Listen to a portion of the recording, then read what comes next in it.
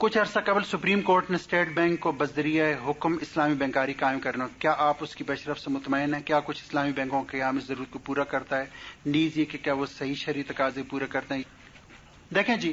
Supreme court نے تو state bank کو نہیں کہا، یہ بات تو صحیح نہیں ہے۔ اس کی وجہ یہ ہے کہ آپ کو پتا ہے کہ سپریم کورٹ نے دسمبر 99 میں ایک ججمنٹ دیا تھا، جس میں کہ اس نے وفاقی شرعی عدالت کے فیصلے کی توثیق کی تھی کہ واقعی جو ہے وہ یعنی سود حرام ہے اور یہ جو موجودہ بینکاری ہے ناجائز ہے وغیرہ وغیرہ۔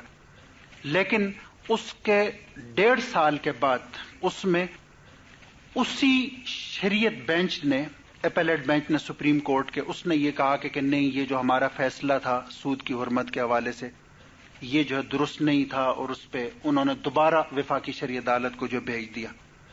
یہ اسٹیٹ بینک کا ایک اپنا انیشیٹو ہے کہ جس کے تحت یعنی اسٹیٹ بینک نے مختلف تجارتی بینکوں کو اسلامی بینکاری کی شاخیں قائم کرنے کی جو اجازت دی ہے، کہ مطلب یہ کہ انہیں یہ کہا ہے کہ آپ جو ہے وہ جہاں پہ کنونشنل یا سیکولر بینکنگ ہے وہاں اس کے ساتھ ساتھ اسلامی شاخ بھی جو کھول سکتے ہیں۔ بہرحال اس وقت جو ہے وہ پرائیویٹ سیکٹر میں بینک جو ہے وہ انہوں نے کام شروع کیا ہے۔ بات یہ ہے کہ چیزیں تجربے کے ساتھ ساتھ جو ہے وہ آہستہ آہستہ ریفائن ہوتی ہیں، یعنی میرے خیال کے مطابق کم از کم ایک آغاز ہو گیا ہے، آئیڈیل نہیں ہے، لیکن اس لحاظ سے مطلب یہ ہے کہ یہ ایک اچھی چیز ہے کہ کم از کم ایک خواہش تو پائی جاتی ہے کہ بینکاری جو ہے وہ بلا سود ہو، لوگوں کو ایسے مواقع جو ہے نا مہیا کیے جائیں کہ جہاں پہ وہ جائز طریقے سے اپنے جو ہے منافع حاصل کر سکیں۔ یعنی جیسے کہ میں نے آپ کو جو بتایا کہ اس میں فی الحال تو انہوں نے ماڈلز جو ہے یا کہ جو سٹرکچر ہے وہ ایک قسم کے سیکولر بینکنگ ہی کے رکھے ہیں، یعنی زیادہ تر ان کا کاروبار مرابحہ کی بنیاد پر ہوتا ہے، یعنی مشارکہ اور مضاربہ جو کہ اصل آئیڈیل ہیں یا جو اصل ویلیوز ہیں اسلامی بینکاری کی، ان پہ زیادہ اس وقت جو کام نہیں ہو رہا۔ لیکن پھر بھی میں یہ سمجھتا ہوں کہ ایک بگننگ کے طور پر جو ہے یہ ایک اچھی چیز ہے کہ آہستہ آہستہ چیزیں ریفائن ہوتی جائیں گی، اور بہت ممکن ہے کہ لوگ جب یہ دیکھیں گے کہ یعنی اسلامی بینکاری سیکولر بینکاری کے مقابلے میں جو زیادہ اچھی ہے تو لوگ اس کی طرف جو مائل بھی ہوں گے۔ یعنی فی الحال کوئی اس طرح کی چیز نہیں ہے کہ جو کہ انسان کو جو ہے وہ ڈسکریج کرے۔ ایک شخص دوسرے شخص کو کچھ رقم دیتا ہے یا کوئی چیز مثلا ٹیکسی وغیرہ کہ آپ اس کی دیکھ بھال اور فٹنس کا خرچہ مالک دے گا، اس دیکھ بھال اور نگرانی کا کچھ معاوضہ یعنی رقم لینا اس کے لیے جائز ہے۔ مثلا چوکیدار اپنی چوکیداری کی تنخواہ لیتا ہے، میرے خیال کے مطابق اس کے اندر کوئی پرابلم نہیں ہے۔ دیکھ بھال نگرانی کا معاوضہ بالکل اس کے اندر، یہ تو آپ ایک قسم کی ایک سروس دے رہے ہیں اور آپ کو اس کا جو معاوضہ جو دیتا۔ اگر کوئی کسی سے کاروبار کے لیے رقم لیتا اور کہتا ہے کہ میں تم کو اتنی رقم واپس کر دوں گا، کچھ رقم ہر مہینے آپ کو دوں گا، یعنی فکس نہیں دیتا، جو بچت ہوتی ہے اس میں سے اپنے پاس رکھ کر کچھ مالک کو دیتا ہے، کیا یہ طریقہ جائز ہے؟ بات یہ ہے کہ یعنی اس کی صورت تو آپ جو ہے نا فکس نہ کریں۔ دیکھیں نا، اگر آپ یہ کر لیں کہ بھئی جو بھی بچت ہوگی، جو بھی سیونگ ہوگی یا جو بھی منافع ہوگا اس میں سے میں 20%، 30% آپ کو جو دوں گا، 40% آپ کو دوں گا، 60% جو میں رکھوں گا، تو اس کے اندر کوئی پرابلم موجود نہیں ہے۔ یعنی پرابلم وہی ہوگا کہ جہاں پہ آپ اصل رقم پہ فکس کر کے اور آپ اسے یہ کہیں کہ یہ میں آپ کو جو ہے وہ 1 لاکھ روپے کاروبار کے لیے دے رہا ہوں، اس پہ آپ مجھے 20% منافع ہے یا کہ جو اضافہ ہے وہ آپ اسے دیں گے۔ لیکن اگر آپ اسے یہ کہیں بھئی جو بھی بچت ہوگی اس کاروبار میں، جو بھی سیونگ یا جو بھی جو پروفٹ ہوگا، اس میں سے میں 40% جو تمہیں دے دوں گا، 60% میں خود رکھوں گا، یہ جو بھی آپ ریشو جو ہے وہ تعین کریں، تو یہ جو ہے وہ جائز ہے۔ باقی فکس کرنا جو جائز نہیں ہے۔ کیا قرعہ اندازی وغیرہ بھی سود میں آتی ہے؟ ہمارا پلاٹ قرعہ اندازی میں نکلا تھا، کیا ہم بیچ دیں یا کیا کریں؟ یہ ٹھیک ہے، اس کے اندر کوئی ایسا پرابلم نہیں ہے۔ دیکھیں، بات یہ ہوتی ہے کہ جہاں پہ ایکولی انٹائٹلڈ، یعنی جیسے کہ ہمارے ہاں یہ حج وغیرہ کے لیے جو قرعہ اندازی ہوتی ہے، یا کچھ سیٹیں ہیں، 10 سیٹیں ہیں، اپلیکینٹ اس کے جو ہے وہ مثلا 50 ہیں یا کہ 60 ہیں، اور کوئی جو طریقہ کار موجود نہیں ہے، سارے کے سارے ایکولی ایلیجیبل ہیں، اور آپ کے پاس سیٹیں وہی ریزرو ہیں، 10 ہیں یا 20 ہیں، ان 10 یا 20 کو جو نا آپ نے ایڈمیشن جو دینا ہے، سارے کے سارے میرٹ میں جو برابر ہیں، یا تو یہ ہے نا کہ میرٹ میں 10 جو پہلے آتے ہیں انہیں آپ اسے دیں، یا جو 20 پہلے آتے ہیں انہیں آپ اسے دیں، تو اس صورت میں جو ہے نا وہ قرعہ اندازی جو کی جا سکتی ہے. اس طرح کی اس میں اذ یلقون اقلامہم ایہم یکفل مریم، قرآن میں یہ ہے نا کہ جب وہ کلمے جو وہ ڈال رہے کہ کون جو ہے وہ مریم کی کفالت کرے گا، تو اس کا مطلب ہے کہ وہ بھی ایک قسم کی قرعہ اندازی کی شکل تھی. یعنی یہ وہی لاٹری اس طرح کی نہیں ہے جو یہ جائز. حت و تاجل کی قسم میں آپ نے بتایا تھا کہ اگر کسی کو 1 لاکھ قرضہ دیا زمین کے بدلے تو وہ زمین سے فائدہ حاصل نہیں کر سکتے. میرا سوال آپ سے یہ کہ کیا وہ شخص جس نے 1 لاکھ روپے لیے اس کو تجارت میں لگا کر ان سے فائدہ نہ حاصل کرے گا، تو اس طرح اگر قرض دار فائدہ حاصل کر سکتا ہے تو قرض خواہ کیوں نہیں؟ دیکھیں جی، پہلی بات تو یہ کہ میں نے حت و تاجل کے کانٹیکس میں نہیں بتایا تھا. حت و تاجل سے مراد تو یہ ہے کہ آپ جو ہے وہ وقت سے پہلے ادائیگی، یعنی مقروض کے حوالے سے یہ بات ہے، یعنی ڈیٹر کہ وقت سے پہلے جو ہے وہ ادا کر سکتا ہے، لیکن وہ کریڈیٹر کو یا قرض خواہ کو یہ کہتا ہے کہ میں اسی صورت میں یہ رقم تمہیں ادا کروں گا کہ اگر تم اس میں سے 10% کا یا 20% ڈسکاؤنٹ دے دو، کہ میں تمہیں بجائے 1,000 روپے جو کہ قرض کی رقم ہے 1,000 روپے دینے کے میں تمہیں 800 روپے دوں گا. تو اس وجہ سے اسے ناجائز قرار دیا گیا ہے کہ آپ جو ہے وہ اس شخص کا استحصال کر رہے ہیں، اس کی ضرورت کا. اسے ضرورت بھی ہے، آپ دے بھی سکتے ہیں اور آپ اسے نہیں دے رہے اور آپ اس سے مجبور کر رہے ہیں. باقی یہ جو بات ہے کہ آپ نے کسی کو قرض دیا ہے کاروبار کے لیے اور وہ اس شخص سے جو ہے نا منافع بھی اٹھا رہا ہے، اور پھر اس کے بعد آپ یہ کہیں کہ جی اس منافع سے اگر قرض خواہ یعنی قرض دینے والا کریڈیٹر اگر اس میں سے کچھ حصہ جو وہ لے لے تو اس کے اندر جو برائی کیا ہے؟ یعنی میں اس سوال سے جو بات سمجھ پایا ہوں وہ یہ ہے کہ آپ یہ کہہ رہی ہیں کہ ایک شخص کو کاروبار کے لیے جو قرض دیا ہے اور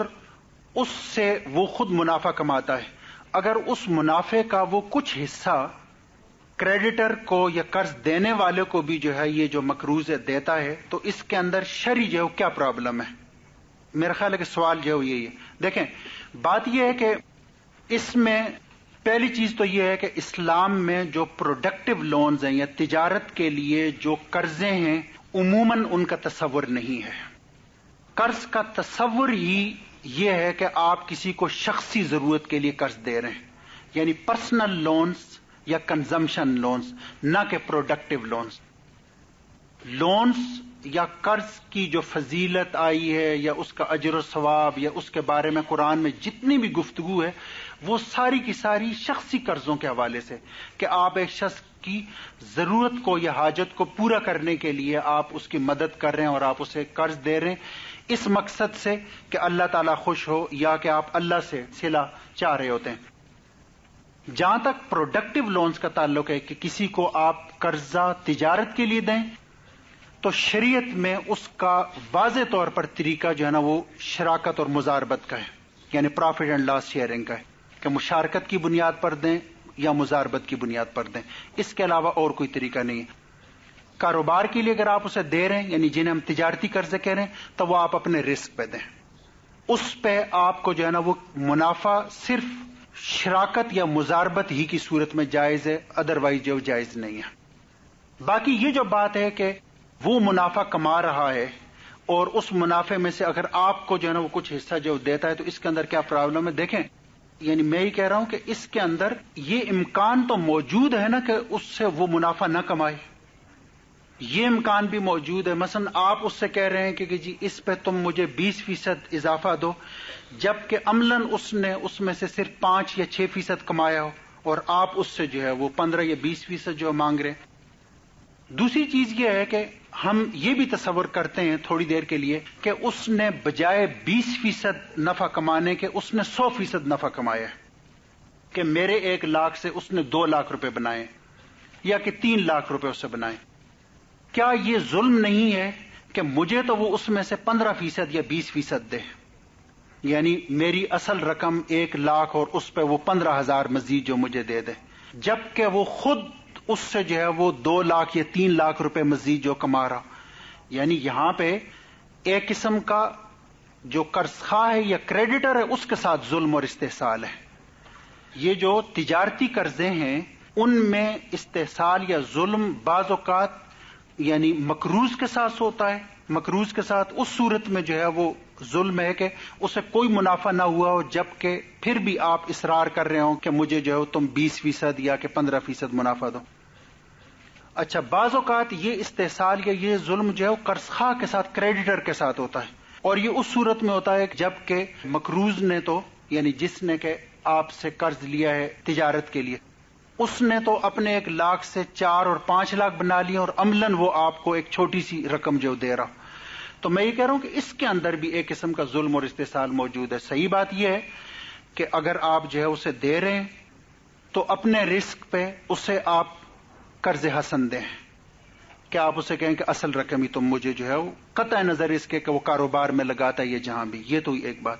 دوسری بات یہ ہے کہ اس کے ساتھ آپ شراکت یا مزاربت کا کاروبار کریں کہ بھئی جو بھی منافع ہو اس میں سے تم مجھے جو ہے 50% دو گے اور 50% جو تم رکھو گے، باقی اس کے علاوہ کوئی شکل جائز نہیں ہے. کسی بھی بینک کے شیئرز مثلا اگر ہم MCB کے شیئرز خریدیں تو یہ جائز ہیں؟ یعنی میرا خیال ہے کہ جائز نہیں ہے. اگر کسی کو قرض دے دیا کاروبار کے لیے اور اس کے نفع نقصان میں شرکت ہو، کیا ایسے قرض پر پروفٹ لینا جائز ہے؟ میں نے آپ کو بتایا کہ نفع نقصان میں شرکت کی بنیاد پر قرض جو ہے وہ دیا جاتا ہے، اس پہ منافع لیا جا سکتا ہے. کیا لیز کی گاڑی لینا صحیح ہے؟ میرا خیال ہے کہ جو موجودہ لیزنگ ہے یہ جو سٹی بینک کا MCB یا کہ جو ہمارے باقی کمرشل بینکس جس طریقے سے لیزنگ کر رہے ہیں وہ تو صحیح نہیں ہے شرعی نقطہ نظر سے. المیزان یا البرکہ کے حوالے سے میں نے آپ کو بتایا اگرچہ علماء کا اس سلسلے میں یعنی خاص طور پر مولانا تقی عثمانی صاحب وغیرہ جو کہ خود اس بینک کے بورڈ آف ڈائریکٹرز میں جو موجود ہیں ان کے فتوے موجود ہیں کہ یہ جائز ہے. بہرحال یہ خود انڈیویجولی جو ہے نا ایک فرد جو دیکھ لے. میں نے آپ کو بتایا کہ وہ اس کی شکل وہ اسی طرح کی جو دے رہے ہیں کہ وہ یہ کہتے ہیں کہ یہ ہے لیز ہی جس میں بنیادی طور پر یہ ذمہ داری جو مالک کی ہے لیکن عملاً وہ ذمہ داری جو ہے وہ لیسی ہے وہ اسی کی ہوتی ہے. قیمت تقریباً وہی رکھی گئی ہے جو کہ سٹی بینک نے اور باقی بینکوں نے جو رکھی ہے، صرف اس فرق کے ساتھ کہ وہ یہ کہتے ہیں کہ یہ معاہدے کے اختتام تک تو یہ لیز ہے یعنی سیل نہیں ہے، اور بعد میں ہم اسے جو ہے وہ یعنی معاہدے کے اندر شروع موجود ہے کہ آخر میں بینک اسے جو ہے نا ڈونیٹ یا کہ جو گفٹ کر دے. اسے ہم اصولی طور پر سمجھ لیں کہ اگر اس لیز میں اس بات کی ضمانت دی جائے یا کہ ہم اس بات کو یقینی بنا لیں کہ اس کے نقصان کی ذمہ داری وہ میزان بینک کی ہوگی نہ کہ کسٹمر کی، نمبر 1. اور نمبر 2 یہ کہ یہ مدت معاہدہ کے اختتام تک یہ لیز ہی رہے گی، یعنی اس پہ سیل کے احکام نہیں مرتب ہوں گے بلکہ اجارے کے جو ہوں گے، اور آخر میں اسے بے بنا دیتے ہیں. تو میرے خیال کے مطابق شرعی نقطہ نظر سے اس کے اندر کوئی پرابلم نہیں ہے. ہمارے لیے شاید اس کے جواز کے لیے یعنی یہ بات کافی ہو ایک لے مین کے لیے کہ یعنی اگر اس پہ جو ہے علماء کے فتویٰ موجود ہیں وہ اگر اس پر مطمئن ہیں تو میرا خیال ہے کہ جواز کی حد تک دیکھیں 2 چیزیں، ایک چیز ہے کہ یعنی کسی چیز کی پرمیزیبلٹی اس کا جواز اور آپ کا دل کیا کہتا ہے. مثلا بعض اوقات ایک چیز جو جائز ہوتی ہے لیکن وہ جو تقویٰ کا معیار ہے یہ بالکل ایسی ہے جیسے کہ ہم کہتے ہیں کہ قسطوں پہ چیزوں کی خرید و فروخت، کہ علماء کا عموماً اس کے بارے میں فتویٰ یا ان کی جو رولنگ یا رائے وہ یہ ہے کہ یہ قسطوں پہ چیزوں کی خرید و فروخت جو جائز ہے، یعنی جس کا مطلب یہ ہے کہ نقد اور ادھار قیمتوں میں جو ہے نا فرق رکھا جا سکتا ہے. لیکن یہ تو بات ہوئی محض پرمیزیبلٹی کہ یہ جائز ہے، لیکن کیا اسلام کا جو ایک معیار ہے کہ جہاں پہ کہ آپ جو ہے وہ جس میں کہ شریعت یہ کہتی ہے کہ دع ما یریبک الی ما لا یریبک، حدیث کے الفاظ یہ ہیں نا کہ جو چیز تمہیں شبے میں ڈال دے اسے چھوڑ کے وہ اختیار کرو کہ جو کہ شبے سے پاک ہو. یعنی شریعت تو ہمیں جو معیار دے رہی ہے وہ یہ ہے کہ جس کے اندر ذرا سا شبہ ہو ہم اس چیز سے بھی اپنے آپ کو جو دور رکھیں. جواز ایک چیز ہے اور تقویٰ اور احسان جانو ایک اور چیز ہے. تو میں اپنے طور پر جو یہ سمجھتا ہوں کہ یہ جو اس طرح کی جو لیزنگ ہے شرعی طور پر جائز ہے. باقی اس بارے میں انسان خود اپنے آپ سے پوچھے. وہ جو حدیث کے الفاظ ہیں نا کہ استفت قلبک ولو افتاک المفتون، کہ سب سے پہلے اپنے دل سے پوچھو چاہے مفتی اور فتویٰ دینے والے جنوں کئی فتویٰ دیں. تو یہ ایک قسم کا ہمیں ایک معیار یا کہ سٹینڈرڈ یا کہ ٹچ سٹون جو دیا گیا. الاثم ما حاک فی نفسک، کہ گناہ وہ ہے تمہارے دل میں جو کھٹکے. اگر کوئی چیز آپ کو جو کھٹکتی ہے آپ اس پر مطمئن نہیں ہیں تو بہتر یہ ہے کہ آدمی اسے نہ اختیار کرے. جواز اور عدم جواز بالکل ایک دوسرا ایشو ہے. جو پاکستان کو مکمل طور پر سود سے پاک کیسے کیا جا سکتا ہے؟ کیا ہماری یہ ذمہ داری عائد نہیں ہوتی کہ ہم اپنی حکومت پر دباؤ ڈالیں کہ وہ اس سودی نظام کو تبدیل کریں؟ میرے خیال کے مطابق سود کا خاتمہ اور ایک غیر سودی اسلامی معیشت یہ بنیادی طور پر حکومت کی ذمہ داری ہے. ایک فرد جو ہے وہ اس سلسلے میں کچھ بھی نہیں کر سکتا. اس کی وجہ یہ ہے کہ اس کا تعلق جو ہے ایک پورے سسٹم کے ساتھ، ایک پورے نظام کے ساتھ ہے. یہ بالکل ایسے ہی ہے کہ جیسے میں اپنے گھر کی تو جو صفائی کر سکتا ہوں یا زیادہ سے زیادہ اپنے گھر کے سامنے سے، لیکن میں بازار جا کے صفائی تو نہیں کر سکتا. تو اس کا مطلب یہ ہے کہ یہ سارے کا سارا کام جو ہے یہ حکومت کا ہے. اور یہی وجہ ہے کہ ہمارے دستور میں شروع سے یہ لکھا ہوا ہے کہ یہ حکومت کی ذمہ داری ہے کہ وہ لوگوں کو یہ موقع فراہم کرے کہ وہ اپنی انفرادی اور اجتماعی زندگی شریعت کے مطابق گزاریں. یہ بالکل ہمارے دستور کے شروع میں لکھا ہوا ہے کہ it is the duty of the state to provide opportunity to the people to live their individual and collective life according to the teachings of شریعہ. یعنی ایسے حالات مہیا کرنا کہ لوگ اپنی انفرادی اور اجتماعی زندگی شریعت کے مطابق گزاریں، یہ ریاست کی ذمہ داری ہے. اس کا مطلب یہ کہ اگر ریاست اپنی یہ ذمہ داری نہیں ادا کر رہی تو گویا کہ وہ دستور کی مخالفت کر رہی. تو یہ بالکل یعنی فرض بنتا ہے، ذمہ داری بنتی ہے کہ حکومت پہ جو دباؤ ڈالیں کہ وہ یعنی بلا سود معیشت کے لیے کام کرے. کیا انشورنس بھی سود میں آتی ہے؟ میں نے آپ کو بتایا کہ یعنی انشورنس میں بہت ساری چیزیں جو ہے شامل ہیں. بنیادی چیز غرر ہے، انسرٹینٹی. دیکھیں نا انسرٹینٹی کیا ہے کہ مثلا آپ یہ کہتے ہیں کہ جی آپ نے اپنی گاڑی جو ہے وہ انشور کروائی اور آپ نے یہ کہا کہ اگر اس گاڑی کو کسی قسم کا کوئی حادثہ ہوا تو جو انشورنس کمپنی ہے وہ اس کی ریپیئر یا کہ جو اس کے نقصان کی جو ہے وہ ذمہ داری اٹھائے گی. اب آپ نے 10,000 روپے جو ہے نا وہ ایک قسط جو ہے وہ دے دیے، فرض کریں 1 سال کے. اب اس پورے سال میں کسی قسم کا کوئی جو ایکسیڈنٹ نہیں ہوا، آپ کے 10,000 جو ہے نا ویسے ہی چلے گئے. اگلے سال آپ نے 10,000 دیے کوئی. اور دیکھیں بات یہ ہے کہ عام طور پر 1,000 گاڑیاں یا 100 گاڑیاں جنہیں کہ آپ انشور کرواتے ہیں، انشورنس کمپنی کو بھی پتا ہے کہ اس میں سے ہارڈلی 1 یا 2 گاڑیوں کا ایکسیڈنٹ ہوگا. یعنی 1 یا 2 یا 3 گاڑیوں کا، وہ جسے لا آف لارج نمبر یا کہ لا آف پروبیبلٹی کی بنیاد پر یعنی ایوریج کی بنیاد پر وہ سے جو ہے نا وہ کیلکولیٹ کرتے ہیں کہ 2 یا 3 گاڑی کو جو ہے وہ ایکسیڈنٹ ہو. تو اس کا مطلب یہ ہے کہ عملاً انشورنس کمپنی 10 یا 20,000 روپے اس کا نقصان ہوتا ہے، یعنی وہ خرچ کر رہی ہوتی، اور اس کے مقابلے میں وہ کوئی 4 یا 5 لاکھ یا 10 لاکھ جو ہے وہ 100 گاڑیوں سے یا کہ 1000 گاڑیوں سے جو جمع کر رہی ہوتی. ایک تو یہ بالکل ایکسیسو پروفیٹیئرنگ ہے. اگر آپ خود کبھی کسی انشورنس کمپنی کے کسی شخص سے پوچھیں کہ جناب آپ کو کلیمز میں کتنی رقم ادا کرنی پڑتی ہے، یعنی مثلا پورے سال میں آپ کو کتنی قسطیں ملی، کتنی آپ کی آمدن ہوئی اور اس میں سے آپ کو خرچ کتنا پڑا، تو وہ خود وہ کہتے ہیں کہ ہمیں بمشکل 5 یا 6% جو ہے نا وہ ہمیں کلیمز دینے پڑتے ہیں، باقی سارے کا سارا ہمارا اپنا جو منافع ہے. یعنی یہ اس لحاظ سے آپ اسے دیکھیں کہ کتنا یعنی فرق ہے جو آپ جو دے رہے ہوتے ہیں اور جتنا آپ کو جو واپس مل رہا. دوسری جو انسرٹینٹی والی جو میں نے بات بتائی ہے، وہ انسرٹینٹی یہ ہی ہے نا کہ آپ کو پتہ ہی نہیں ہے کہ اگر گاڑی کو ایکسیڈنٹ ہوا تو جو ہے جس کے بارے میں آپ کو کچھ بھی نہیں پتا کہ ایسا ہوگا یا نہیں، اگر اس شخص کی جو نا موت واقع ہوئی تو اس سارے کو ہم کہتے ہیں کانٹینجنٹ کانٹریکٹ. کا مطلب یہ کہ انسرٹینٹی کانٹریکٹ کے جن کے بارے میں ہمیں پتہ ہی نہیں ہے کہ آیا وہ ہوگا. یعنی ایک غیر یقینی چیز پہ آپ نے یہ سارے کا سارا معاہدہ کیا ہوا ہے کہ ایک ایسے واقعے کے بارے میں، انسرٹین ایونٹ کے بارے میں کہ جس کی ہیپننگ یا کہ نان ہیپننگ انسرٹین ہے. تو یہ انشورنس کے حوالے سے میں آپ کو بتاؤں کہ اس میں یعنی غرر یا کہ انسرٹینٹی والی بات ہے، اور نمبر 2 جو کہ میں نے آپ کو بتایا کہ چونکہ وہ پیسہ سارا سودی اسکیموں میں لگایا جاتا ہے، تو اس کا مطلب ہے کہ سود کی وجہ سے اور غرر کی انسرٹینٹی کی وجہ سے ہمارے پاس گاڑی ہے جو ہمارے انکم کا ذریعہ ہے، کیا اس پر زکوٰۃ دینا ہے؟ اس طرح ایک پلاٹ مکان بنانے کی غرض سے خرید تو کیا اس پر بھی جو زکوٰۃ ہے؟ دیکھیں جی، گاڑی پر تو نہیں، لیکن جو انکم ہے اس میں سے آپ کی ضروریات نکال کے باقی رقم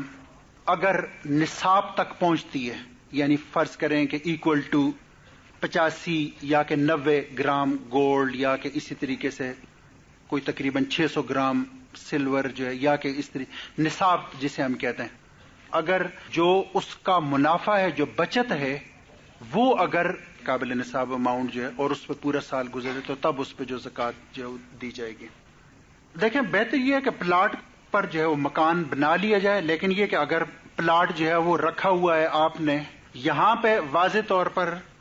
آپ کی جو انٹینشن ہے وہ ہوگی لائن آف ڈیمارکیشن۔ اگر آپ کی انٹینشن اس پلاٹ کو منافع پر سیل کرنے کی ہے تو سیدھی سی بات یہ ہے کہ اب وہ آپ کی انکم ہے اور اس پہ آپ کو جو ہے وہ زکوٰۃ دینی ہوگی، لیکن یہ کہ اگر جو ہے وہ مکان بنانے کے جو نقطہ نظر سے تو سیدھی سی بات ہے وہ آپ کی ضرورت میں اور ضرورت پہ جو ہے وہ زکوٰۃ نہیں ہوگی۔ اگر کسی چیز کی نقد قیمت 100 روپے لیکن فروخت کرنے والا کہتا ہے کہ رقم 6 ماہ بعد دے دو اور قیمت 120 روپے دے دینا، یعنی مدت بڑھ جانے کے ساتھ قیمت بھی بڑھاتا ہے، کیا یہ جائز ہے؟ واضح سی بات ہے یہ جائز نہیں ہے۔ اس میں ہمارے جو مسلم اسکالرز ہیں، علماء، وہ یہ کہتے ہیں کہ اگر آپ نے ایک قیمت متعین کی ہے کہ مثلا آپ نے یہ کہا کہ یہ چیز جو ہے وہ ابھی 100 روپے کی ہے اور 6 ماہ کے بعد اگر تم اس کی یہ قیمت ادا کرو گے تو 120 روپے کی ہے، تو وہ یہ کہتے ہیں کہ یہ فرسٹ ٹرانزیکشن تو درست ہے، مطلب یہ کہ یہ ٹرانزیکشن تو جو درست ہے بشرطے کہ اس نے کوئی ایک قیمت کا اس نے تعین کیا، مثلا اس نے یہ کہا کہ ٹھیک ہے میں آپ کو جو ہے وہ 120 روپے 6 ماہ کے بعد آپ کو اس کی قیمت میں ادا کر دوں گا، تو علماء کہتے ہیں کہ یہ تو جائز ہے، اور اس کی ایک وجہ اور وہ ایک ٹیکنیکل وجہ ہے اس کی، وہ یہ کہتے ہیں کہ ہم تھوڑی دیر کے لیے اس بات کو اگنور کرتے ہیں کہ اس نے اس کے سامنے جو 2 قیمتیں رکھی ہیں، وہ کہتے ہیں کہ یہ معاہدہ نہیں ہے بلکہ یہ تو محض ایک پیشکش ہے، اصل معاہدہ تو ایک قیمت پہ ہوا ہے، یعنی اس نے ایک قیمت کا جو تعین کیا، مثلا اس نے یہ کہا کہ یہ ٹھیک ہے کہ میں 6 ماہ کے بعد آپ کو 120 روپے، یعنی کریڈٹ سیل پر وہ کانٹریکٹ ہوا ہے کہ 120 روپے میں 6 ماہ کے بعد تو میں جو ہے وہ دے دوں گا، تو وہ یہ کہتے ہیں کہ اس کے اندر کوئی انسرٹینٹی یا ایمبیگیوٹی جو موجود نہیں ہے اور معاہدہ ایک قیمت پر ہوا ہے، اس کی بہت ساری وجوہات ہو سکتی ہیں، مثلا یہ کہ جی سال کے بعد یا 6 ماہ کے بعد ہو سکتا ہے اس کی جو یہی قیمت ہو، بہت ممکن ہو کہ کوئی اضافی لیبر اس کا وہ ہو، بہت ممکن ہے کہ اس چیز کی کوالٹی وغیرہ وغیرہ بہت ساری جو چیزیں اس میں، تو یہ کہتے ہیں کہ یہ معاہدہ تو درست ہے، لیکن یہ کہنا کہ 6 ماہ کے بعد اگر تم قیمت دو تو 120 ہے، 1 سال کے بعد اگر دو تو 140 روپے ہے، 2 سال کے بعد اگر دو تو یہ قیمت جو ہے وہ 160 روپے ہے، تو وہی کہتے ہیں کہ اس 120 کے بعد کی جتنی قیمتیں ہوں گی وہ ساری کی ساری ناجائز ہوں گی، کیوں کہ اس میں واضح طور پر یہ پتہ چل رہا ہے کہ یہ ہر اضافہ جو مدت کے مقابلے میں، پہلا جو معاہدہ ہے وہ محض کریڈٹ سیل کا ہے، اس بات کو یوں سمجھیں کہ ایک شخص جو ہے وہ فرض کریں کہ ادھار پر اپنی چیزیں جو فروخت کرتا ہے اور وہ یہ کہتا ہے کہ جی ایک ہی قیمت اس نے رکھی ہے کہ اس نے کہا ہے بھائی یہ میں چیز آپ کو 120 روپے میں فروخت کروں گا، سال کے بعد آپ جو ہے یہ قیمت ادا کر دیں، تو اب ہم یہ نہیں دیکھیں گے کہ جی اس وقت اس کی مارکیٹ کی قیمت کیا ہے، بلکہ اس نے ایک قیمت رکھی ہے جس پہ خریدنے والا راضی ہے، تو وہ کہتے ہیں اس کے اندر کوئی جو پرابلم موجود نہیں ہے۔ پرابلم اس وقت ہوگا جب کہ آپ جو ہے وہ مختلف سلیبز رکھیں اور مختلف اس کی جو قیمتیں رکھیں، اگرچہ میں نے آپ کو بتایا کہ ذاتی طور پر یہ جو علماء کی طرف سے یا فقہاء کی طرف سے یہ اجازت ہے، اسے ہمارے بینک بہت ہی برے طریقے سے استعمال کر رہے ہیں، یعنی وہ اسی کی وجہ سے تو وہ چیزوں کی جو کریڈٹ پرائس ہے وہ اتنی زیادہ رکھ دیتے ہیں کہ جو کہ مارکیٹ سے کہیں زیادہ ہوتی ہے، یعنی دوسرے الفاظ میں علماء کی طرف سے دی ہوئی یہ اجازت ایک قسم کا یعنی سود کا ایک دروازہ کھول رہی ہے. تو میں تو یہ سمجھتا ہوں کہ شاید جو ایک پرہیزگار انسان ہے بہتر یہی ہے کہ وہ اس سے جو اجتناب کرے جائے. ڈیفینس سرٹیفکیٹ لے کے رکھنا کیا یہ رقم بھی سود میں شامل ہے؟ دیکھیں جی، ڈیفینس سرٹیفکیٹ کی جو دو حیثیتیں ہیں. ایک بات تو یہ ہے کہ اس میں ناجائز ہونے کا پہلو تو یہ ہے کہ اس میں آپ کو ایک فکس پروفٹ اس پہ مل رہا ہوتا ہے، یا فکس ریٹرن کہہ لیں، پروفٹ تھوڑی دیر کے لیے نہ کہیں، کہ آپ کو اس پہ فرض کریں کہ 15% ہے، 20% ہے، جو بھی ہے، جو کہ اسے ایک قسم کا یعنی سود یا کہ انٹرسٹ کے اس طریقے سے یہ زمرے میں یہ چیز آ جاتی ہے. جہاں پر بھی آپ نے جو رقم دی ہے اس اصل رقم پہ جہاں پہ ایک متعین یا فکس اضافہ ہوگا وہ ہے سود، کیونکہ آپ اس میں کسی قسم کی ذمہ داری میں شریک نہیں ہو رہے. مثلا ڈیفینس سرٹیفکیٹ یعنی جو لوگ اسے فلوٹ کر رہے ہیں یا حکومت جو ہے، اس کے ساتھ آپ کسی قسم کے نقصان یا ذمہ داری میں آپ شریک نہیں ہوتے، بلکہ اس کے مقابلے میں آپ ایک متعین منافع جو ان سے لیتے ہیں. تو اس کا مطلب یہ ہے کہ اس لحاظ سے تو یہ ایک سود کی جو شکل ہے. لیکن ڈیفینس کے حوالے سے کچھ ہمارے یہاں فتوے موجود ہیں، غالباً پیر کرم شاہ ازہری اور اسی طریقے سے کچھ علماء کے جو ہے، جس میں کہ انہوں نے یہ کہا ہے کہ کم از کم ڈیفینس سرٹیفکیٹ پہ جو منافع ہے وہ یہ کہتے ہیں کہ اس وجہ سے جائز ہے کہ یہ ہمیں پتہ ہے کہ حکومت جو ہے وہ اس پیسے کو اسلحے کی خرید و فروخت یا اس کے کاروبار میں استعمال کرتی ہے. یعنی اس پیسے کو یا تو یہ ہے نا کہ جو پیسہ میں نے آپ کو دیا آپ اسے آگے سود پہ دیں یا کہ کسی سودی کاروبار میں لگائیں. یہاں پہ واضح طور پر ہمیں یہ پتا ہے کہ اس پیسے کو ایک تو ریاست کا اس سے فائدہ ہے، مطلب یہ ہے کہ ریاست کی جو فلاح و بہبود اس میں جو استعمال ہوتا ہے اسلحے کی خرید و فروخت یا اسلحے کے کاروبار یا کہ اس طرح. تو وہ یہ کہتے ہیں کہ کیونکہ ایک جائز کاروبار میں یہ پیسہ جو خرچ ہوتا ہے اور اس سے جو حکومت پاکستان کو منافع ملتا ہے اس منافع میں سے وہ اپنے ڈیفینس سرٹیفکیٹ ہولڈرز ہیں انہیں اس منافع میں سے حکومت جو حصہ دیتی ہے، تو اس لحاظ سے تو وہ جائز ہے. لیکن جو ناجائز پہلو ہے وہ میں نے آپ کو بتایا کہ وہ ٹیکنیکل ہے کہ آپ کو اپنی اصل زر پہ ایک فکس پروفٹ جو مل رہا ہوتا ہے، یہ اس لحاظ سے ناجائز. غالباً ہماری جو اسلامی نظریاتی کونسل ہے اس کا اس کے بارے میں جو ہے نا وہ خیال یہ ہے کہ ڈیفینس سرٹیفکیٹس یا باقی جتنی بھی انعامی اسکیمیں یا کہ بانڈز ہیں ان تمام پہ جو اضافہ ہے وہ ناجائز ہے اور وہ سود کی شکل میں. یعنی میں نے آپ کو بتایا کہ ڈیفینس سرٹیفکیٹ کے حوالے سے اس کے اندر دونوں پہلو موجود ہیں کہ اس کا پہلو اگر یہ دیکھا جائے کہ وہ ایک جائز کاروبار میں وہ استعمال ہو رہا ہے، ریاست کا اس میں فائدہ ہے، تو اس کے اندر ایک جواز کا جو پہلو موجود ہے. باقی یہ کہ اس پہ ایک متعین رقم جو دی جا رہی ہے تو اس لحاظ سے اس کے اندر جو ہے ایک عدم جواز ہے. جو ایک آدمی نے دوسرے شخص کو چاول دیے، چاول کا ریٹ 500 روپے فکس ہوا، وہ کہتا ہے کہ مہینے بعد تم مجھے وہی چاول واپس کرو گے، یہ قیمت دو گے، مگر اس کی قیمت 550 روپے ہوگی. کیا یہ سود ہے جب کہ اس شخص یہی چاول بیچ کر بزنس کر رہا ہے اور کما کر پیسے جو واپس لے گا؟ دیکھیں بات یہ ہے کہ یہ تو ایک قرض کی شکل ہے کہ آپ نے اسے چاول دیے ہیں قطع نظر اس کے کہ ان کی قیمت کیا ہے. مطلب یہ کہ آپ نے اسے جو چاول دیے ہیں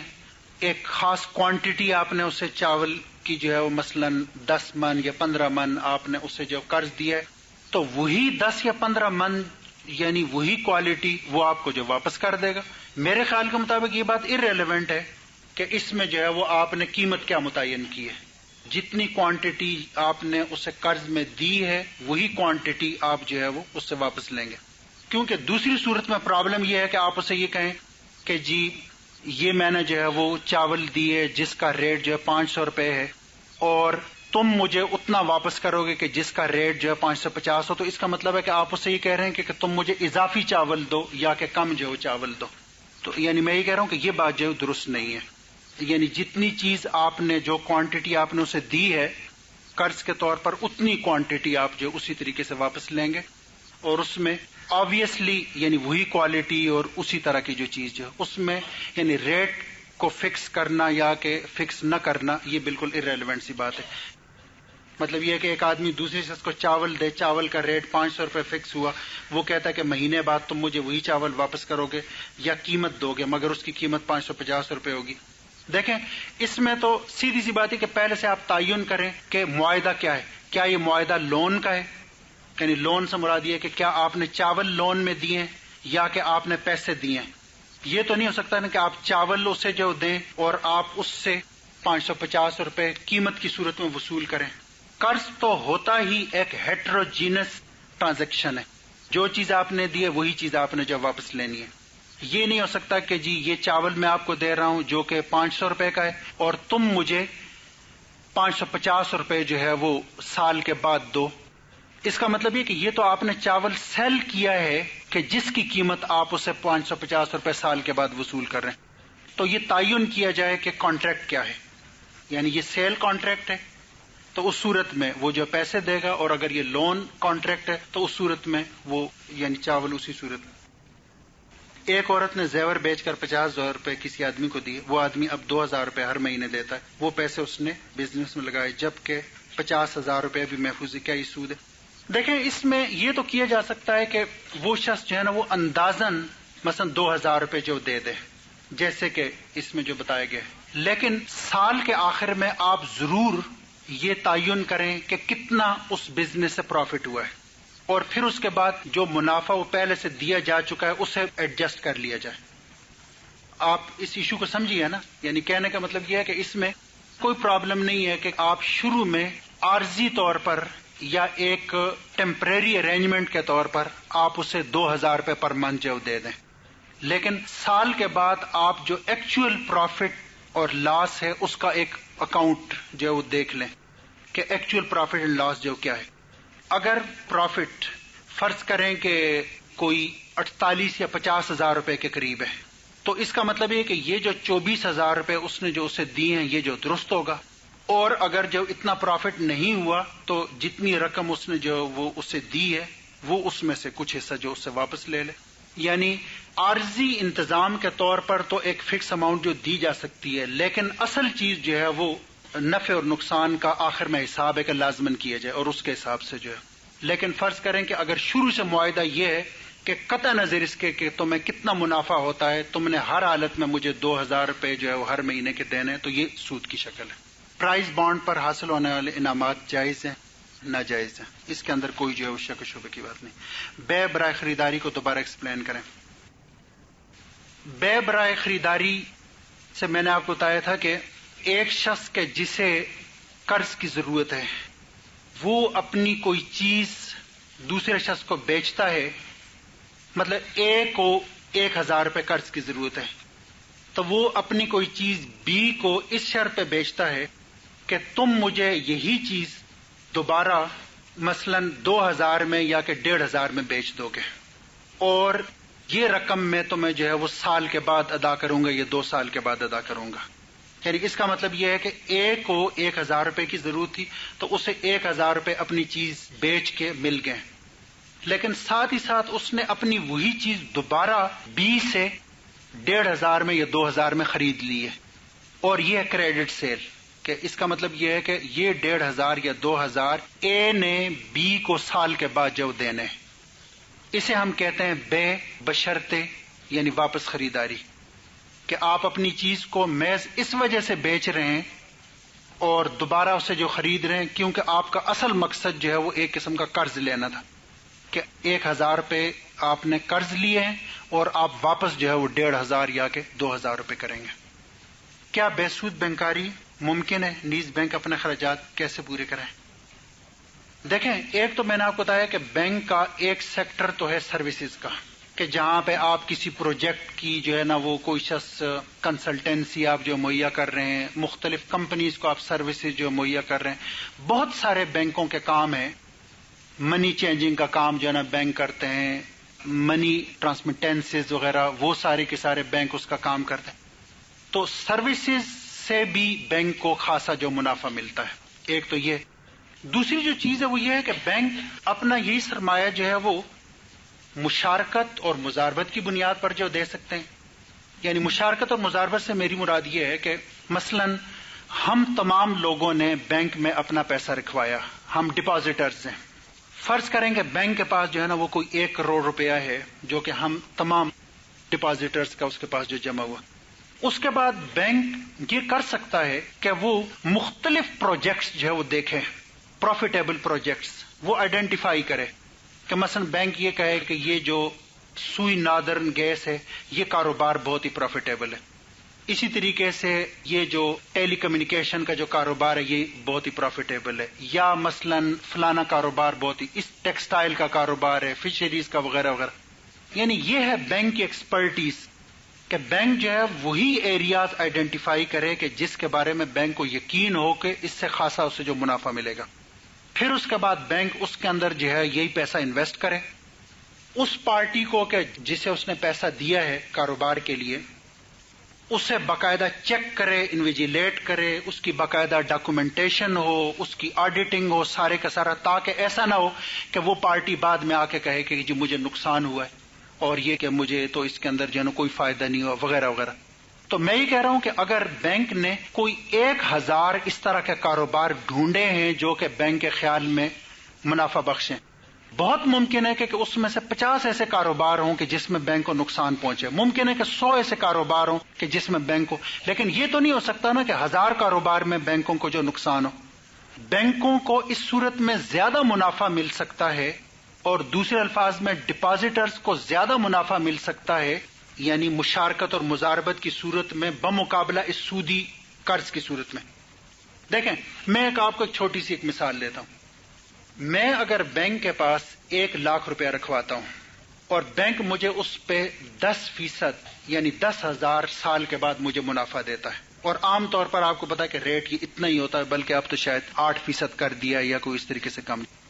10,000 اگر آپ اسے 12 مہینوں پہ تقسیم کریں تو یہ بمشکل کوئی 1300 روپے یا 1200 روپے پر منتھ جو ہے وہ یہ پروفٹ بنتا ہے۔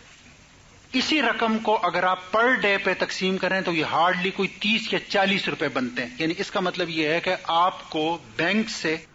سود جو ہے وہ 30 روپے یا کہ 40 روپے پر ڈے مل رہا ہوتا ہے۔ اس کے مقابلے میں یہ کہہ رہا ہوں کہ آپ 500 روپے ایک ریڑھی والے کو دیں تو وہ شاید شام کو آ کے اور اس میں سے جو ہے نا وہ کوئی 200 یا 300 روپے اس میں سے جو ہے نا منافع کما لے۔ یعنی میں یہ کہہ رہا ہوں کہ 500 روپے پہ تو وہ 100 یا 200 روپے جو کما لیتا ہے پر ڈے اس کی جو، جبکہ ہمیں 30 روپے پر ڈے اس 1 لاکھ روپے پہ جو مل رہے ہوتے ہیں، اور وہ 30 روپے بھی عملاً 30 روپے نہیں ہوتے۔ اس کی وجہ یہ کہ میری 1 لاکھ روپے کی رقم سال کے بعد اس کی جو پرچیزنگ پاور ہے یا قوت خرید وہ عملاً 80,000 یا 70,000 روپے رہ جاتی ہے، کہ مطلب یہ ہے کہ آپ اس سے کچھ بھی جو ہے وہ خرید نہیں سکتے۔ دوسرے الفاظ میں آپ کو کچھ بھی نہیں ملتا۔ یعنی میں یہ کہہ رہا ہوں کہ آدمی گناہ بھی کرے اور فائدہ بھی نہ ہو، یا تو میں یہ کہوں نا جی میں 1 لاکھ روپے دے رہا ہوں، مجھے بینک اس پہ جو ہے نا کوئی بہت بڑی اماؤنٹ دے رہا ہے، تو تھوڑی دیر کے لیے میں یہ کہوں چلو جی، مطلب یہ ہے کہ ثواب، گناہ، آخرت وغیرہ چلیں بعد میں جو دیکھی جائے گی، دنیا تو میری بن رہی۔ بھئی دنیا بھی آپ کی نہیں بن رہی ہوتی، اور ایک خام خواہ کا آپ ایک گناہ جو ہے وہ لے رہے ہوتے ہیں۔ یہی پیسہ میں یہ کہہ رہا ہوں کہ اگر مشارکت اور مضاربت کی بنیاد پر ہو تو آپ کا یہ منافع جو کہ آپ کو مطلب یہ ہے کہ یعنی سمجھ لیں کہ 10,000 روپے اگر آپ کو پر اینم جو مل رہا ہوتا ہے، یہ کہیں بڑھ کے بہت ممکن ہے کہ یہ 50، 60 اور 70,000 تک ہو جائے۔ آخر ہم نے نہیں دیکھا کہ بھئی ایک شخص جسے آپ نے 1 کروڑ روپے فیکٹری کے لیے دیے ہیں، اگلے سال اس کے پاس 2 فیکٹریاں ہوتی ہیں، اس سے اگلے سال جو 3 فیکٹریاں ہوتی ہیں۔ اس کا مطلب ہے کہ کاروبار میں ایک منافع تو موجود ہے نا۔ تو پروفٹ اینڈ لاس شیئرنگ کا مشارکہ اور مضاربہ میں جو منافع ہے وہ یعنی اس سود کے مقابلے میں کہیں زیادہ ہے۔ بینک جو کتنا لیتے ہیں، آپ کو پتا ہے کہ بینک جو ہے وہ جن پارٹیز کو مطلب یہ کہ روپیہ دیتے ہیں کاروبار کے لیے، یعنی جو قرض لینے والی جو ہے، ان سے بینک بمشکل 15% یا کہ 16% جو ہے وہ ان سے منافع لیتے ہیں۔ لیکن کیا وہ ساری کی ساری پارٹیاں دے بھی دیتی ہیں؟ بینکوں کے یعنی کوئی تقریباً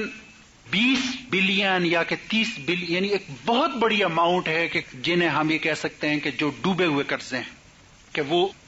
پارٹیز انہیں جو نہیں دیتی۔ بینکوں کے ہزاروں مقدمے اپنے کلائنٹس کے ساتھ جو چل رہے ہیں کہ جی وہ رقم نہیں دیتے کیونکہ آپ جو اس نے کولیٹرل دیے ہیں یا جن چیزوں کو گروی رکھوایا ہے انہیں آپ بیچ نہیں سکتے، تو باقاعدہ بینک جو ہے مقدموں میں ملوث رہتے ہیں۔ تو میں یہ کہہ رہا ہوں کہ اس بینکاری کا کیا فائدہ ہے کہ جہاں آپ کے قرضے ڈوب رہے ہیں، جہاں ڈیفالٹس ہیں، قرضے دے نہیں رہے، آپ مقدموں میں جو الجھے ہوئے ہیں، عملاً کوئی اس طرح کا جو فائدہ موجود نہیں، تو کیوں نہ آپ اس سے مشارکہ اور مضاربہ کی بنیاد پہ کنورٹ کریں جس کا فائدہ پوری سوسائٹی کو ہوگا، کیونکہ اس صورت میں آپ وہ پروجیکٹس جو ہے وہ آئیڈینٹیفائی کریں گے، نشاندہی کریں گے جن کی سوسائٹی کو، معاشرے کو، ملک کو جو ضرورت ہے، جس سے روزگار بڑھے، لوگوں کو جو فائدہ پہنچے۔ اچھا، قرضے آپ کن لوگوں کو دیتے ہیں؟ قرضے آپ انہیں دیتے ہیں جنہیں قرضوں کی ضرورت ہی نہیں ہوتی، کہ مثلا قرضہ آپ دیں گے 50 کروڑ، 1 ارب جو قرضہ آپ دے رہے ہیں، آپ نے میکرو کریڈٹ کسے دیا ہے؟ مثلا ایک عورت ہے، بیوہ ہے، اسے سلائی مشینوں کے لیے، یا اسے آپ کوئی چھوٹا قرضہ کوئی 20,000 کا، 30,000 کا، یعنی گراس روٹس پہ، عام لوگوں کی سطح پہ کہ جنہیں اٹھانے کی ضرورت ہے، انہیں تو یہ بینک کا نظام یا سودی نظام فائدہ نہیں پہنچا رہا، اور فائدہ پہنچا رہا ہے ان لوگوں کو کہ جن کے پاس پہلے ہی سے جو ہے نا وہ بینک بیلنس ہیں۔ تو میں یہ کہہ رہا ہوں کہ یہ جو مشارکہ اور مضاربہ ہے، اس میں ایک پہلو تو یہ ہے کہ اس کا فائدہ یعنی جس شخص نے پیسہ جو لگائے اسے پہنچے گا، اور دوسرا فائدہ یہ کہ پوری سوسائٹی اس سے جو ہے نا بینیفٹ کرتی ہے۔ ریٹائرمنٹ پر مختلف طرح کے فنڈز جو سرکار دیتی ہے وہ بھی سود پر مبنی ہوتے ہیں، کیا یہ جائز ہے؟ دیکھیں، بات یہ ہے کہ اس میں جو تو بینیولنٹ فنڈ یا کہ یہ جو پروویڈنٹ فنڈ ہے، یہ تو واضح طور پر اس میں جو اضافہ ہے وہ تو سود کی شکل ہے۔ پروویڈنٹ فنڈ کی میں خاص طور پر جو بات بتا رہا ہوں، کہ مطلب یہ کہ آپ نے ایک پیسہ دیا ہے اور اس پہ اضافہ، یعنی وہ ایک سود ہے جو دیا جاتا ہے۔ اگرچہ حکومت جو ہے وہ سرکاری ملازموں سے یہ آپشن لیتی ہے کہ جو آپ نے جو رقم جمع کروائی ہے وہی آپ کو چاہیے یا کہ آپ کو اس پہ سود چاہیے۔ مثلا ہمارے اسلامی یونیورسٹی میں لوگوں نے یہ لکھ کے دیا ہوا ہے کہ ہمیں پروویڈنٹ فنڈ پہ کوئی اضافہ نہیں چاہیے، تو اس کا مطلب یہ ہے کہ آپ نے خود واضح کر دی اپنی پوزیشن، لیکن جہاں آپ جو ہے وہ لکھ کے نہیں دیتے وہاں پہ آپ کو اضافہ دیا جاتا ہے اور وہ سود ہے۔ پنشن یا گریچویٹی وغیرہ اس کے اندر کوئی پرابلم نہیں ہے، یہ جائز ہے۔ اس کی وجہ یہ ہے کہ یہ حکومت اپنی طرف سے تعاون کر رہی ہوتی ہے آپ کے ساتھ، جو اس کے اندر کوئی مسئلہ موجود نہیں۔ اگر کسی کو قرض اس شرط کے ساتھ دیا جائے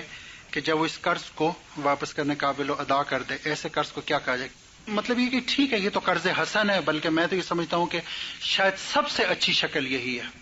کہ اگر آپ اتنی جو ہے نا قربانی دے سکتے ہیں۔ یہی وجہ ہے کہ علماء ہی کہتے ہیں کہ بہتر یہ ہے کہ قرض میں آپ مدت کا تعین بھی نہ کریں، یعنی قرض حسن میں آپ مدت کا تعین بھی نہ کریں، یعنی اس کا مطلب یہ ہے کہ مقروض کے پاس جب بھی استطاعت ہو تو وہ جو ہے وہ ادا کرے، اور اسی طریقے سے قرض خواہ بھی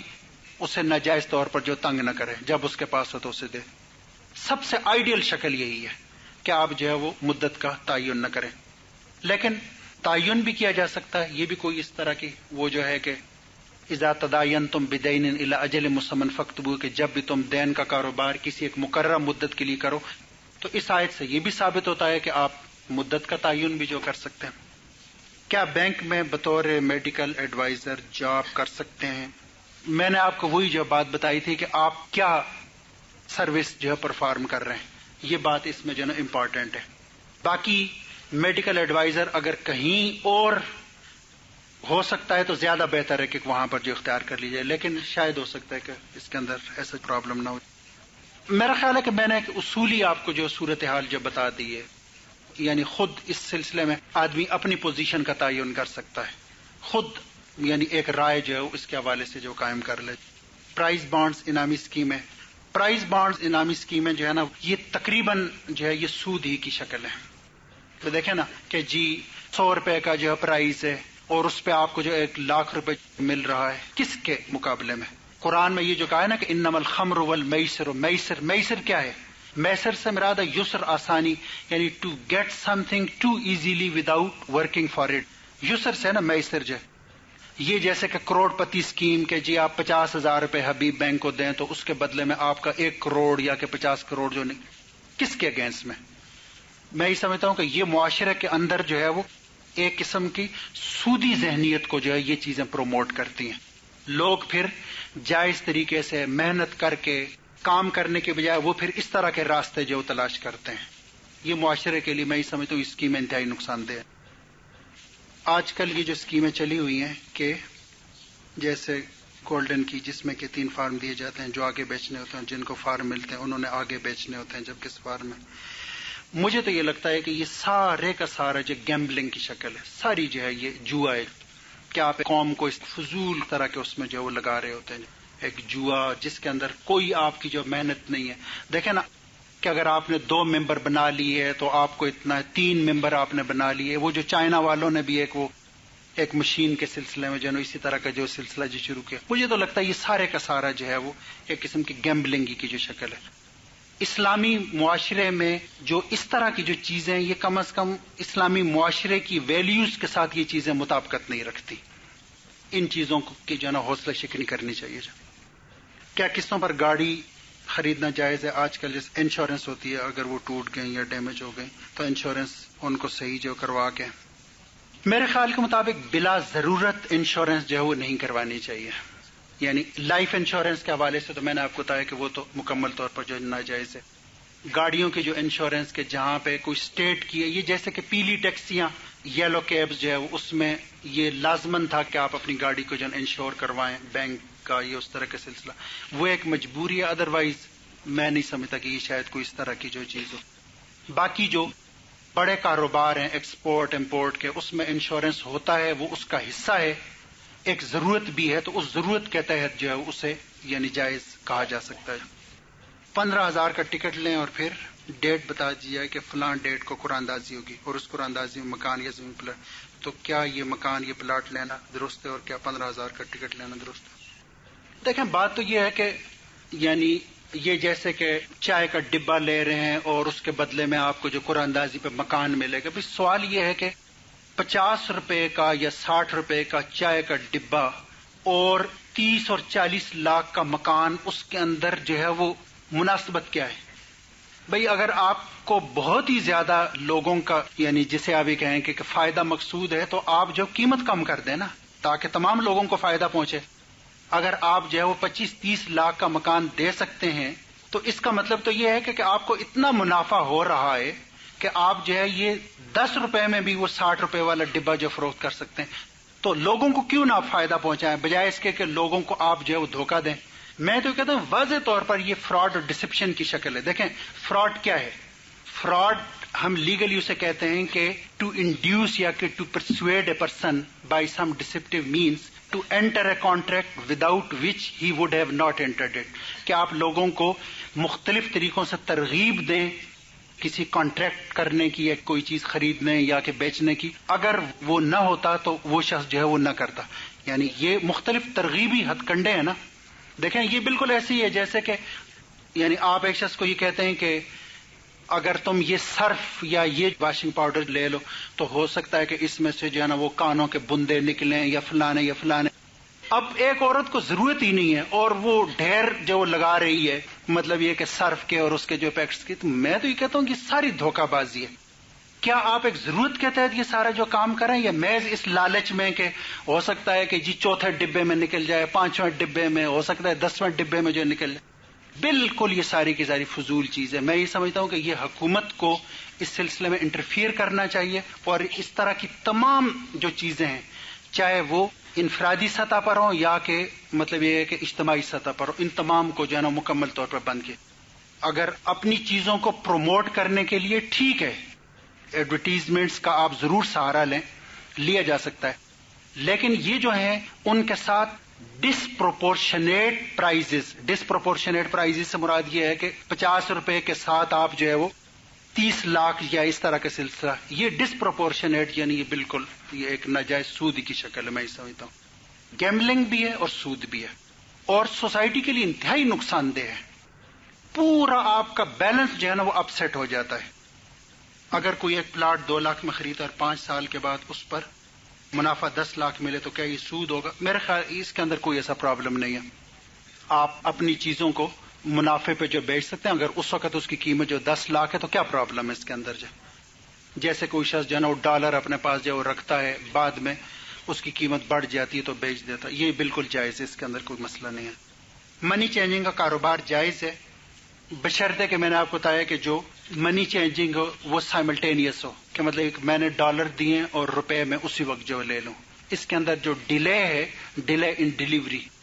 وہ ایک سود کی شکل ہے کہ میں نے جو ہے وہ ڈالر دے دیے اور دوسری پارٹی جو ہے وہ چینجر ہے وہ روپے ابھی نہیں دے رہا بلکہ کچھ دنوں کے بعد دے رہا ہے.